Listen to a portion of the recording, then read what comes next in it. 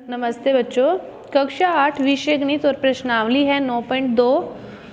इस प्रश्नावली में क्या है कि निम्नलिखित जो भी आपके एक पदी युग्म देख रखे हैं और इनका क्या करना है, गुणनफल करना है। एक पदी युग्मकों का गुणनफल करना है। तो देखो, जैसे अपने जोड़ घटाव किया था, जोड़ घटाव में भी अपने किसका किया था, संख्याओं का किया था, उनके गुणांकों का किया था। जो चर पद थे उनका तो नहीं होगा। उसी प्रकार गुणनफल भी किनका होगा, संख्याओं का होगा, उनके गुणांकों का होगा। जो चर पद हैं, एक पदी में चर का चर से होगा और संख्याओं का संख्याओं से होगा। मतलब इसका इससे कोई संबंध नहीं है और इसका इससे कोई संबंध नहीं है। संख्याओं का संख्याओं से, चर पदों का चर, सेम चर पद का सेम चर पद से गुणनफल होगा। अब देखो, इनका गुणनफल करना है तो 4 गुना 7 b, तो 7 चौक है कितना हो गया 28, और p अकेला ही है, दूसरी संख्या में p नहीं है तो इसलिए p का p आ गया 28p। अब देखो, जैसे दूसरा क्वेश्चन है उसमें क्या दे रखा है, -4p और 7p। क्या दे रखा है, -4p और 7p। अब क्या करना है, इनका गुणनफल करना है। तो -4p गुना 7p, माइनस एक बार ही है, गुना करने पर भी माइनस आएगा। 7 चौक है, संख्या का संख्या से किया 28। अब p है और ये भी p है, एक p का दूसरे p से करेंगे तो इनकी घातों का जोड़ हो जाता है। या तो ये कहीं भी इसकी भी घात 1 है, इसकी भी घात 1 है, तो p की घात क्या होगी, 1 + 1 p की स्क्वायर। नहीं तो एक p का एक p से करेंगे तो p की स्क्वायर हो जाती है। इनकी घातों का योग होता है। अब जैसे एक आपको दे रखा है 5वां क्वेश्चन, 4p और 0। अब इनका गुणनफल करना है 4p गुना 0। तो 0 से किसी को भी अपने गुना करते हैं तो उसका मान क्या आता है, 0 ही आता है, चाहे वो संख्या हो और चाहे वो चर पद हो। इस प्रकार आपके क्या है, ये गुणनफल है तो आपको संख्या का संख्या से और चर पद का चर पद से करना है, सेम चर पद से करना है। विपरीत होगा तो वैसे का वैसे आ जाएगा। जैसे देखो, एक उदाहरण लेते हैं अपने कि 4p और 5q दे रखा है आपको, तो इसका गुणनफल करना है। तो आप क्या करोगे, 5 का 4 से करोगे तो 20 आ गया। p एक ही है तो p आ जाएगा, q एक ही है तो q का q साथ में ऐसे का ऐसे ही आ जाता है। इसमें p की घात 2 या q की घात 2 नहीं होगी, क्योंकि सेम चर पद हो तो ही उनका गुणनफल होता है। ये था पहला क्वेश्चन। दूसरा क्वेश्चन क्या दे रखा है कि आपको आयत की जो लंबाई चौड़ाई है उनको क्रमशः दे रखा है और उसका क्षेत्रफल ज्ञात करना है। तो आयत का क्षेत्रफल भी क्या होता है, आयत का जो क्षेत्रफल क्या होता है, लंबाई गुना चौड़ाई।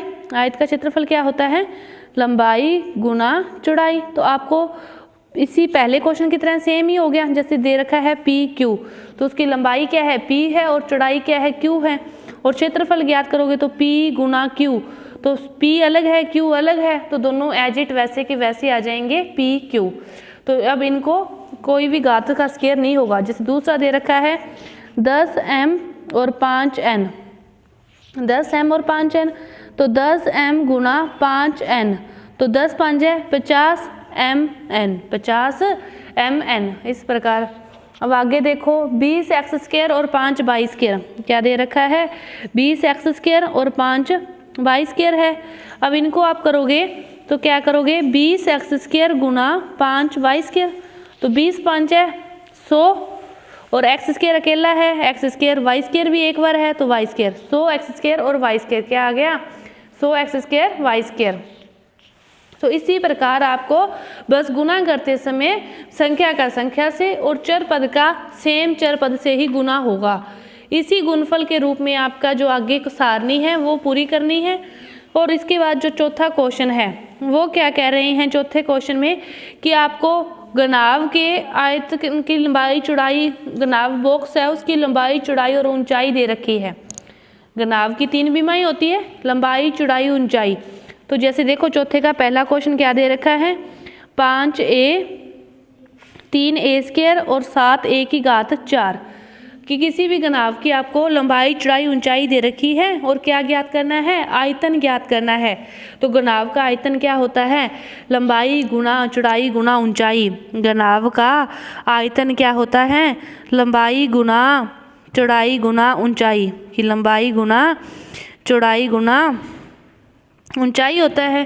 तो आपके पास तीनों बीमाएं दे रखी है, तो अपने को क्या करना है, तीनों का गुणनफल करना है। तो 5a गुना 3a की घात 2 और 7a की घात 4, तीनों का गुना करना है। अब गुणा करते समय वही बात याद रखनी है कि संख्या का संख्या से गुना। तो 7 तिये 21, 7 तिये 21 और 21 को 5 से करोगे तो आपके पास आ जाएगा 105। संख्या संख्या का गुणनफल हो गया। इसके बाद आई बात ए की। सभी में ए है तो क्या करो, ए को लिख लो और सभी की घात देखो। यहाँ पे ए की घात 1 है, यहाँ पे ए की घात 2 है और यहाँ पे ए की घात कितनी है, 4 है। गुणनफल करते समय चर पदों की घातों का योग होता है, चर पदों की घातों का योग होता है। अब देखो 105 कितनी ए की घात होगी, 7, 105 ए की घात 7। तो इस प्रकार आपको ये क्वेश्चन है। जैसे एक क्वेश्चन और देखते हैं, तीसरा क्वेश्चन दे रखा है इस प्रकार। ये भी वही नाव की अपने को बीमाएं दे रखी है और क्या ज्ञात करना है, आयतन ज्ञात करना है। आयतन ज्ञात करते हैं तो इनका क्या करना होगा, गुणनफल xy गुना 2x² y गुना 2xy²। इसके बाद देखो संख्या का संख्या से, तो 2 को 2 से करोगे, 2 ही संख्याएं हैं, कितना आ गया, 4 आ गया। अब देखो पहले लिखो x को, x की इसमें घात कितनी है, 1 प्लस इसमें कितनी है, 2 और इसमें कितनी है, 1। फिर लिखो y को, यहाँ पे घात कितनी है, 1, यहाँ पे भी 1 और यहाँ पे 2, तो कितना हो गया, 4, x की घात 4 और y की घात 4। कितना हो गया, 4x की घात 4 और y की घात 4। तो इस पूरी प्रश्नावली में आपको गुणनफल ही करना है। 5वें क्वेश्चन में भी गुणनफल करना है। तो 5वें का अपने एक क्वेश्चन हल करते हैं, चौथा बाकी क्या करोगे आप, समय हल करोगे। इस प्रकार दे रखा है, गुणनफल करना है तो a Guna 2v Guna 3c Guna 6abc। पहले संख्या का संख्या से गुना, 6 तिये 18, 18 दूनी 36, कितना आ गया, 36। अब देखो a एक बार है और एक बार है, a की घात ऐसे, b एक बार यहाँ एक बार यहाँ है ऐसे, c की घात भी 1 और 1, कितना आ गया, 36। a की घात 2, b की घात 2 और c की घात भी 2। तो ये आपके पास इस प्रकार गुणनफल करना है। आपको संख्या का संख्या से गुणनफल करना है और चर पदों की जितनी भी घातें हैं सभी का योग करना है। तो ये आपकी जो प्रश्नावली है वो पूरी हुई। धन्यवाद।